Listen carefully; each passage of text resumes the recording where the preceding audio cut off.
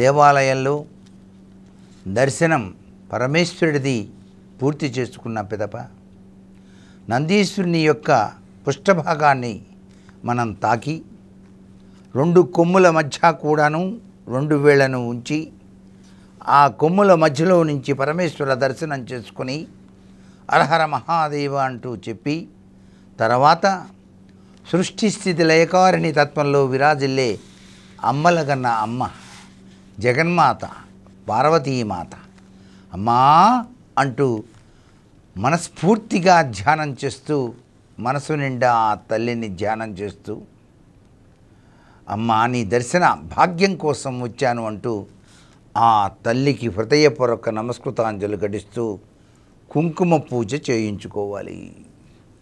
కుంకుమతో పూజ చేసేటప్పుడు శ్రీమాత్రే నమః అంటూ ప్రారంభించేటువంటి ఆ కుంకుమ పూజ సర్వవిధ శ్రేయోదాయకవంతమైన ప్రభావాన్ని ఇస్తుంది.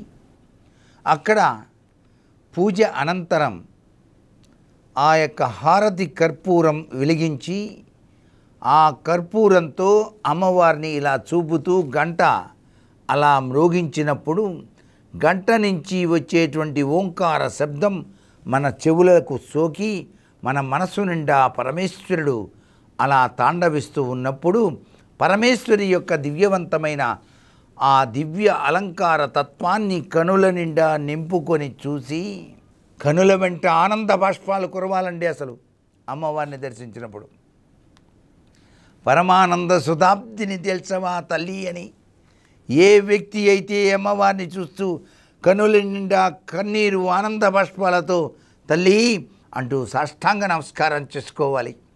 హారతి ఇచ్చినప్పుడు ప్రతి ఒక్కరూ గుర్తుపెట్టుకోవలసినటువంటి ముఖ్య విధానం ఒకటి ఉంది. ఆ హారతిని కనులారా వీక్షించిన తదుపరి మన దగ్గరికి వచ్చినప్పుడు ఆ వేద బ్రాహ్మణుడు మన దగ్గరికి వచ్చి హారతిని చూపించినప్పుడు మనం హద్దుకునేటువంటి విధి విధానంలో ఈ 2 చేతుల్ని కూడా హారతి పైన ఉంచి ఇట్లా శ్రీమాత్రే నమః అంటూ హృదయం దగ్గరికి తీసుకుని వెళ్ళాలి మొట్టమొదటిసారిగా. తర్వాత కనులకు చూపించుకోవాలి.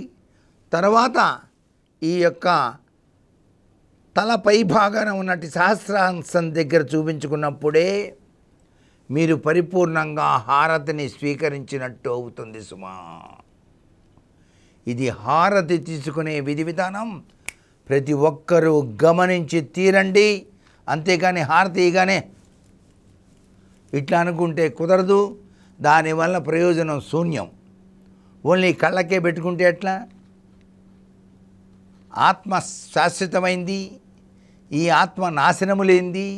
ఆత్మను శస్త్రములు ఛేదింపజాలవు, నీరు తడుపజాలదు అని చెప్పాడు కదా భగవద్గీతలో. అందుచేత ఈ ఆత్మ ఎలా ఉంటుంది?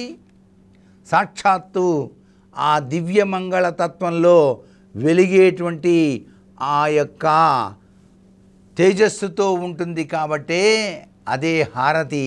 ఆ హారతిని మనం ఇలా అద్దుకోవాలి. ఇలా అద్దుకున్న తర్వాత ఇలా అనుకోవాలి.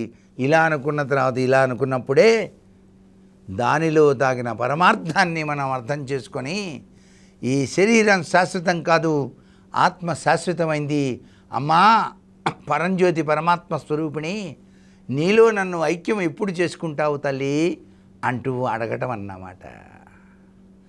ఆత్మ పరమాత్మ, పరంజ్యోతి పరమాత్మ. ఆ పరంజ్యోతి పరమాత్మ తత్వంలో ఈ జీవితాన్ని ధన్యం చేసుకునేటువంటి తరుణం ఎప్పటికీ ఎప్పటికీ ఎప్పటికీ తల్లి అంటూ నమస్కారం చేసుకునేటువంటి విధి విధానమే ఈ భారతీయ సనాతన సంస్కృతి సంప్రదాయాల్లో దాగిన అద్భుతం, ఆనందం, అమోఘమైనటువంటి తత్వం. దీన్ని ప్రతి ఒక్కరూ కూడా ఆచరించి తరిస్తారు కదూ. అంత గొప్ప విశేషాత్మకమైన ప్రభావం ఉంది హారతిలో. అలా ఆ తల్లికి నమస్కారం చేసుకొని శటకోపం పెట్టించుకొని కుంకుమ నుదుట ధరించి చక్కగా నమస్కారం చేసి ఆత్మ నమస్కారం సమర్పయామి అంటూ అక్కడే 3 సార్లు తిరిగి అలా వచ్చి ధ్వజస్తంభం దగ్గర కూర్చొని వీపుని దేవుని వైపు పెట్టకుండా కూర్చోవాలి. దేవుని వైపు పెట్టకుండా కూర్చొని కనులు మూసుకుంటే మీరు చూసొచ్చిన కళ్ళతో చూసొచ్చినటువంటి స్వామివారు అమ్మవారు మీ కళ్ళల్లో కనిపించాలండి. అది అసలు సిసలైన దేవతా దర్శనం.